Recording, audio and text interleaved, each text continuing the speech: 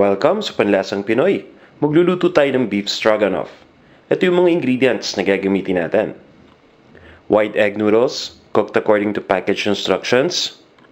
Beef, beef broth, ground black pepper, salt, fresh mushroom, sour cream, onion, flour, cream of mushroom, garlic powder, at butter. Umpisa na natin. First step, i-combine natin sa beef yung salt, yung ground black pepper, at yung garlic powder.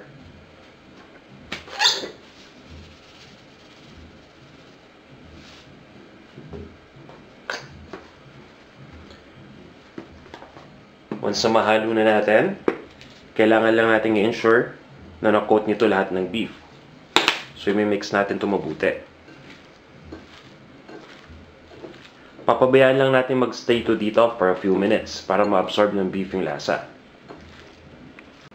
Now, ilalagay na natin yung flour dito sa beef. Then, haluin lang natin to.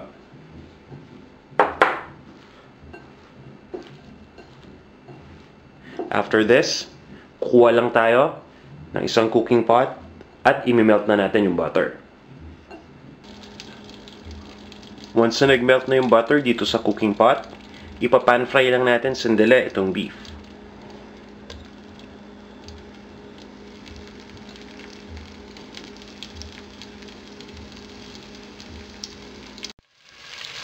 After nating ma-pan fry, tatanggalin lang natin itong beef dito sa cooking pot.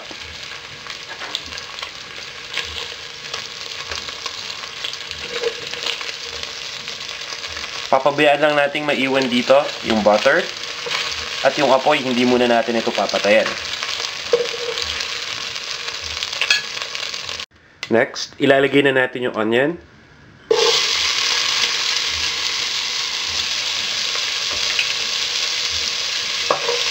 Stir lang natin ito.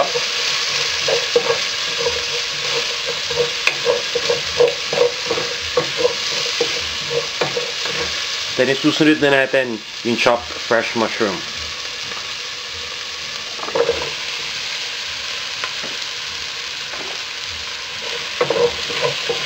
Lulutuin lang natin to for a while hanggang sa lumambot yung onions and yung mushroom. Kapag malambot na yung onion and yung mushroom, maglalagay lang tayo ng konting flour.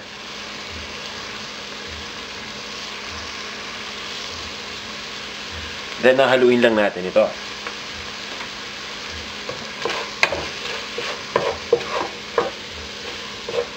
After this, ilalagay na natin yung ating pan-fried na beef.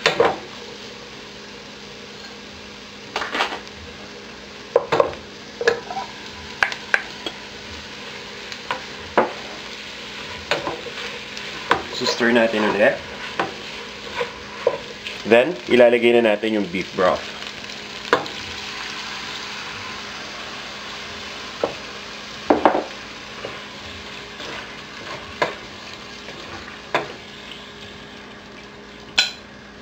Isusunod na natin agad yung cream of mushroom.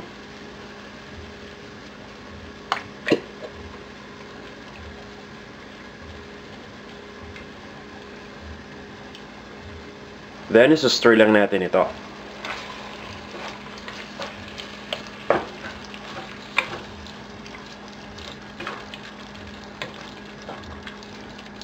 Kung saan nahalo na natin mabuti, i-cover lang natin tong cooking pot. At lulutuin lang natin to for a few more minutes hanggang sa lumambot na yung beef.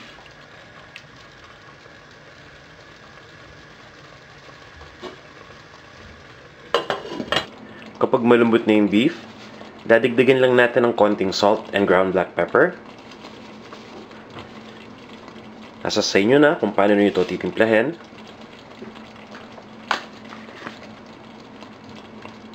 Then, nahaluin lang natin ito.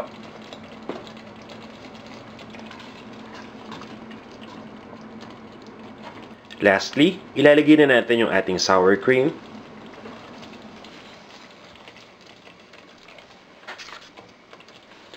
Once malagay na natin, kailangan lang natin itong i-stir mabuti.